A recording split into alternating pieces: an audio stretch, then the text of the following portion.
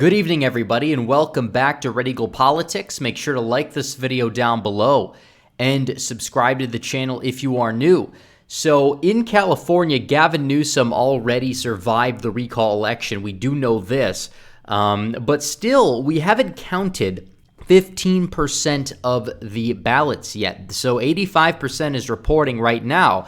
Now, this wouldn't be a problem if the polls closed 4 hours ago. No, the polls closed 4 days ago, and Gavin Newsom and the recall election, obviously we know the end result. What's outstanding is not going to be enough to change the result, but still, we don't have the full results. We can't even analyze the trend map, can't analyze the shift from 2018 and from 2020 because we don't know the full results in each county. And what ballots are left, they really haven't entirely been transparent with. Out of Orange County, it was a 7-point lead for no on election night when they said all the in-person ballots have already been counted and the rest outstanding was mail-in ballots. But the mail-in ballots that have came in Orange County have actually favored removing Newsom. So it's really interesting to see there. Obviously, we don't know when they were cast because the later mail-in ballots that did come in right as Election Day was happening did tend to skew more Republican than the early mail-in ballots, which is true. So obviously we have results reporting, and there's so many counties. We don't even know the end county map. I mean, San Bernardino and Riverside probably going to flip into the yes column. Orange might flip into the yes column.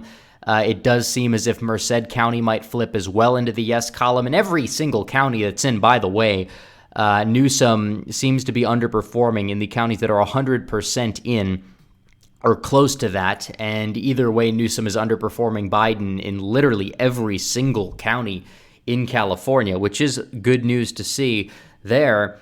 But that's a little bit beside the point. But what I wanted to do in this video was to lay out how we need to fix this problem and what steps we should be taking. Instead of sitting there and being mad and being blackpilled about the whole situation, we need to find solutions to the problem and actually see if we can get those solutions enacted as soon as we possibly can, because it's true. The 2020 election, it took weeks to count the votes, and you have mass mail-in system that we've never had before. And that combined with the fact that certain states counted ballots at different times, etc., made a lot of people skeptical of the end total that we had. And a lot of the damage to our political fabric could have been mitigated by just having a voting system that would actually work. And if we had a system that wasn't fortified, and the media has admitted this before, Time Magazine, everybody's read the article, Donald Trump likely would have came out on top in the 2020 election. And this is true. And we know that it's true because they're doing everything possible to prevent a return back to the old system. They're using these circumstances as an electoral power grab, just like they're doing with immigration, the mass surge to the border, as I talked about in my last video. But we know this. I said early on, December 2020, I said Democrats are going to use the fact that 2020 had high turnout as an excuse to mandate wide-scale mail-in voting in the future and call every Republican who disagrees with that complicit in voter suppression because they would technically be lowering turnout. You heard it here first, which is true. A lot of people laughed at that statement, but it is very true. Now when states like Georgia pass legislation to not even fully go back to the 2016 system, literally the election mafia and a lot of these establishmentarian characters were saying that this is suppression. You had the MLB pull out the All-Star game and put it in Colorado because of it, which is just laughable to the point where just basic restrictions in voting that should be in place because it's necessary for an actual functioning republic to have some sort of restrictions where we don't have ballots flying all over the place and we actually have voter ID legislation in place. No, that doesn't matter. It's all a power grab. That's why they're attempting to shame people and using their corporations that they have at their side as an excuse to do this. And we see this here. But beyond that point, I had a tweet where I wrote approximately 5 steps to reform our electoral system back in August. And part of these are going to be included in this top 10 list. But I wanted to come up with 10 proposals to fix our electoral system in this country. And some of them have really nothing to do with, counting the votes or when they have to be counted or whatever. But our electoral system in this country is broken right now. The left is attempting to break it even further. And it's about time where we sit back and we analyze what needs to be done and what needs to be done right now. So the question is, how will these proposals come into effect? It will likely come into effect after the 2022 midterms, and they're not going to be able to fortify them enough, if you know what I mean. Given the generic ballot and given the polling, it's going to be pretty much a wipeout across the Midwest when it comes to Wisconsin, likely Michigan as well, and Pennsylvania. These are the states that need it the most. But even in deep red states, I would encourage Republican governors to pass these steps as well. So let's get started here. I don't want to waste too much of you guys' time on the introduction. We're going on 7 minutes here. But nevertheless, I think it is important that we look into this. And here we're starting off number 1. In-person early voting should start no earlier than the week before the election, obviously, because things change. Obviously, we know Donald Trump did not do so well in the first debate. However, in the third debate, technically the second debate, the second debate was canceled. But in the last debate, Donald Trump defeated Joe Biden, so much so to the point where even Joe Biden kind of admitted defeat after the debate in a way. So clearly things change. You don't want people voting before the election cycle is over because it kind of can interfere with the end result in a fair system. So that's step 1. Step 2, absentee ballots should require a reason, and they should only be sent out 2 weeks before the election day at the earliest, and they must arrive before Election Day. There are going to be very few exceptions to allow absentee ballots in the first place. Either you are out of town or you are above the age of 65, and they're only sent on request. They're not mailed out to everybody like they are in California. They're sent out by request. We want people voting on Election Day at the polling place if they possibly can. There's no excuse for it. There was no excuse for it during COVID either. How come you are able to go shop at Walmart and you're able to go to McDonald's, but you can't stand in line at a polling place even with, social distancing? It doesn't exactly add up and it doesn't make sense whatsoever. It's ridiculous. Obviously, if you're over 65, you request a ballot, you send it in. That would probably be the only exception besides people who are not going to be home during the election. But either way, the time window should be like after the last debate to the election when the mail should be mailed in, and it should be a very small portion of the electorate at most. That's how it should be. That would at least make our system run a lot more efficiently. If it lowers turnout, I really don't care. Then the people didn't care enough about our electoral system to turn out in the first place, I guess, and a non-participation should be an option in a fair democracy. Some dictatorships have like 100% turnout for their elections. You think that's a virtue? I don't think that's a virtue. I think it's a force, and that's the problem we have in our society now. So that's it for number 2. Number 3, if the ballots are not counted by a certain amount of time, let's say 2 a.m. in a local jurisdiction, they shouldn't count at all. That was the original one, but I actually have changed my mind to find the precincts because obviously we know if some precincts decide to count some ballots and then not count some other ballots, so the ballots don't count, that's, a practice where we don't really want to get into that. So finding the precincts and punishing the precincts for that would clearly help these people get their job done fast and get their job done properly. So that's really it for number 3. Number 4, get rid of ballot harvesting and drop boxes. Who knows what can happen to the drop boxes? Who knows what can happen in the process of ballot harvesting? Obviously, let's say you're in a nursing home and the ballots are harvested in a nursing home, and you have one of the attendees for the nursing home who sends the ballots in, decides to apparently switch the result on the ballot. If that happens, that's bad. We don't want that to happen whatsoever.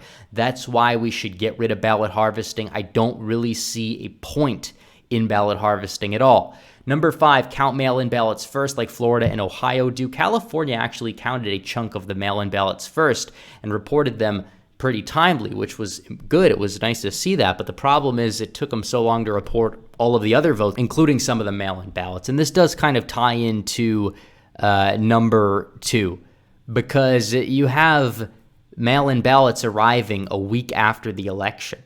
No, they should be there on election day or not, or they don't count at all. That's how it should work. Honestly, why are they counting ballots that they're receiving 4 days after everybody else voted? It's ridiculous. Florida, Ohio, many other states count their mail-ins first. I think Iowa does as well. I could be wrong. Correct me if I'm wrong on that. But if you have a system that does it efficiently and effectively, it should be fine.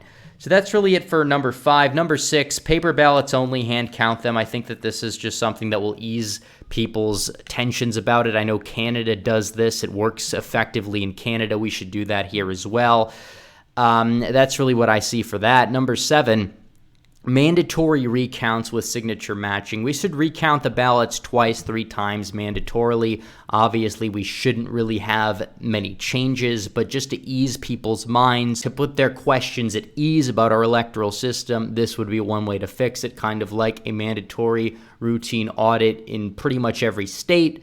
Number 8, now this one is actually going to be nothing really to do with the voting itself, but we saw polls after the 2020 election that showed up to 10% of Biden voters would have considered switching to Donald Trump had they found out about certain scandals which were plunged in the algorithm by big tech. These companies are interfering in our elections a lot more than Russia did in 2016. And that is a massive problem because they're actually changing the outcome of our election with the way that they decide to promote some things in the algorithm, some things like fake quotes from Donald Trump calling military members losers or whatever, but actual pictures and quotes from Hunter Biden. No, they bury that in the algorithm. So obviously, getting rid of the big tech bias is a large part of fixing our electoral system. Number 9, limiting our political ad spending. Again, these corporations are allowed to donate millions upon millions of dollars, and I'm not saying they can't donate at all, but there should be some limit on campaign finance. I would rather have the majority of the donations come from the people. Obviously, Biden, he didn't really get that many because he really wasn't an enthusiastic candidate, but he sure as hell got a lot of money. I mean, Donald Trump destroyed him in the small dollar donations, but when it came down to the money he was getting a lot of money, but that money was coming from these mega corporations, and they are a problem. They do need to be reined in to an extent. Obviously, we know that Biden's voters didn't really vote for Biden because they saw Biden as a strong leader or a strong candidate. They didn't really like his vision. They just opposed Donald Trump's vision. That's why you see a lot of Biden regret happening right now, because a lot of his votes weren't actually for him. So last but not least, national voter ID and mandated roll cleaning probably every other election cycle or so. Some localities will have more people on the rolls than they will have actual people living there, because people happen to do things such as move out and don't re-register, or in many cases, they actually die. The left says that it's racist to institute a voter ID and mandatory roll cleaning. I personally do not see why this is. They'll cite a study from the 1990s in New York where apparently a neighborhood, many of them Caribbean blacks, probably didn't even have paperwork in many cases, claimed to not have voter ID compared to the whites living there or something like that. Just 1,500 people, very small sample size. We know how inaccurate polls are nationally in America, in our electoral system. Obviously, we could talk about poll reform, but I think it's kind of fun just to battle the election mafia this way and let them make a fool of themselves at this point, but that's beside the point. But what we do know is that if it's racist to have voter ID, it's also racist to mandate an ID to fly in an airplane. It's racist to allow for an ID to buy alcohol, and we know that in many cases, pretty much everybody has ID. And the people who don't have ID, who just do not participate in society at all, who do not go into bars or whatever, these are people who probably would not really vote under any circumstances, to the point where it probably doesn't matter unless they are forcibly bussed and bribed to the polling station by the DNC. Also, mandated roll cleaning. I don't really see why anybody would think that that's really controversial. You want to keep the rolls tight. If you're worried about registration, the Motor Voter Act does exist, obviously, as long as you register your vehicle. You will automatically update your voter registration to prove you're living there, to prove you're alive, etc. That's how it should work in this country. We can fix our electoral system. We can do it, but we have to act right now. We don't have that much time until our electoral system starts to get worse and worse. So this is kind of a white pill video because it shows what we can actually change, what we can actually get done. And hopefully, I'm hoping that sometime in the near future, Republicans will grow the set of stones to enact these policies, because they're common sense, they should work, and they should calm down everyone. But sadly, they're too busy shilling for these mega corporations who would hate these reforms right now. But that's beside the point, guys. Thanks for watching this video. If you have any recommendations, leave your comment down below. If you have any critiques of my proposals, leave your comments down below. Either way, like this video, comment, subscribe to the channel, hit the bell for notifications so you never miss another video. Follow me on social media. The links are all in the description below. As always, guys, thanks for watching. Red Eagle out.